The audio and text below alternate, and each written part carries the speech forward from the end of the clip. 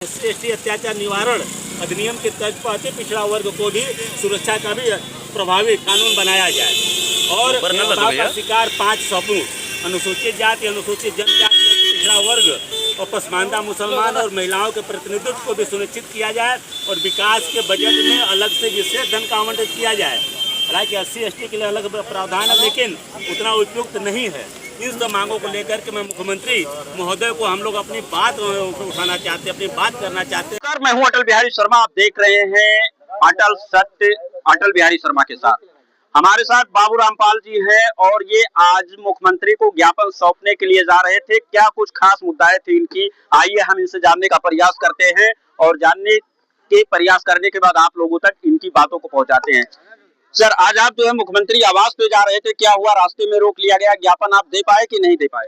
बहुत बहुत धन्यवाद। मैं बाबू रामपाल, हम लोग और राष्ट्रीय पार्टी और ऑल इंडिया पीपुल्स फ्रंट और भारतीय मानव समाज पार्टी और भी समाजी संगठन मिल करके हम बहुत लंबे समय से हम लोग अति पिछड़े के सवाल पे हम लोग ज्ञापन भी दे रहे हैं और सम्मेलन भी कर रहे हैं।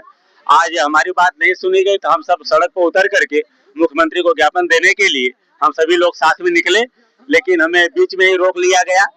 पुलिस प्रशासन के लोगों ने कहा कि भाई सदन चल रहा है, व्यस्तता है, हम आपका ज्ञापन मुख्यमंत्री को पहुंचा देंगे। लेकिन हम लोगों ने कहा कि हम पिछले कई सालों से ज्ञापन भी दे रहे हैं, हर जिले से ज्ञापन दे रहे हैं और हम लोग रथ यात्रा भी करके ज्ञापन दिया और अभी अभी हम लोगों ने मेल भी किया मुख्यमंत्री जी को, लेकिन हमारी आवाज नहीं सुनी गई। हम लोग मुख्यमंत्री से मिलकर अपनी बात करेंगे, लेकिन हमसे रिक्वेस्ट किया गया कि आप अभी ज्ञापन दे दीजिए, हम पहुंचाते हैं।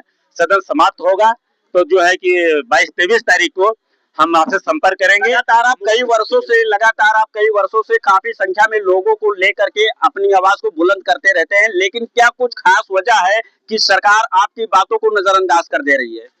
खास वजह यह है कि भारतीय जनता पार्टी, जैसे कि लोग कहते हैं जुमला पार्टी है, जुमला ही पार्टी है।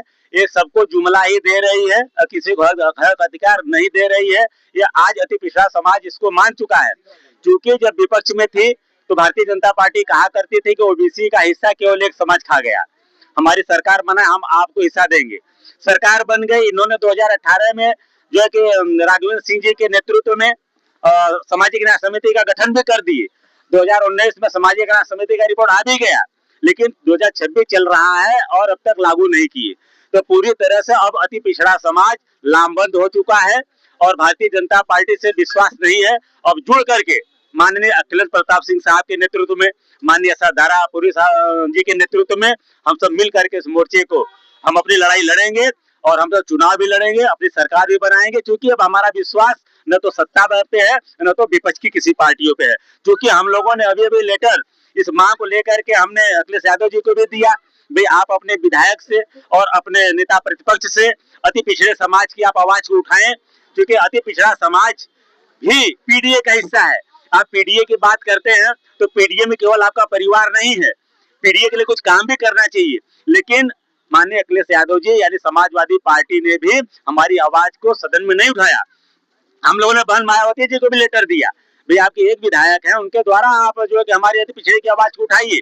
क्योंकि अति पिछड़े का अगर आरक्षण में उपवर्गीकरण होगा तो अति पिछड़े का हिस्सा ओबीसी समाज का हिस्सा ओबीसी को ही मिलेगा, यह सामान्य को SC/ST को नहीं जाएगा। यह न्याय संगत है। और सबसे पहले पूरे देश में जननायक कर्पूरी ठाकुर जी ने बिहार प्रदेश में मुख्यमंत्री थे तो न्याय किया, और आप लोगों ने यहाँ पे उत्तर प्रदेश में आपकी सरकार थी तो नहीं किया। आज विपक्ष में तो हमारी आवाज तो उठाओ, तो इन लोगों ने आवाज नहीं उठाया। हम लोगों ने कांग्रेस के प्रदेश अध्यक्ष अजय राय जी को भी लेटर दिया तो हमारी आवाज कोई नहीं उठाया। हम लोग मजबूर होकर सड़क पर उतरे हैं। जितने शासन सत्ता में बैठे लोग थे सबसे आपने अपनी आवाज उठाने के लिए उनके पास गए, लेकिन किसी ने आपकी आवाज नहीं सुनी।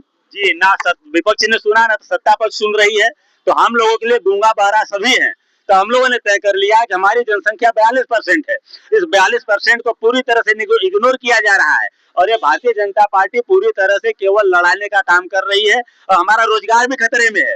जब सारा चीज अमेरिका से ही आएगा तो यहाँ का पशुपालक क्या करेगा, यहाँ का किसान क्या करेगा?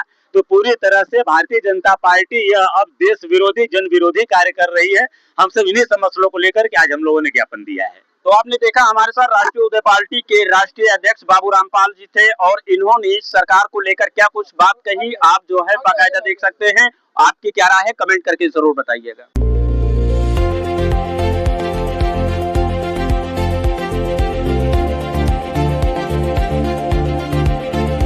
नमस्कार, मैं हूं अटल बिहारी शर्मा। आप देख रहे हैं अटल सत्य न्यूज। हमें फेसबुक पर फॉलो करें, यूट्यूब पर सब्सक्राइब करें,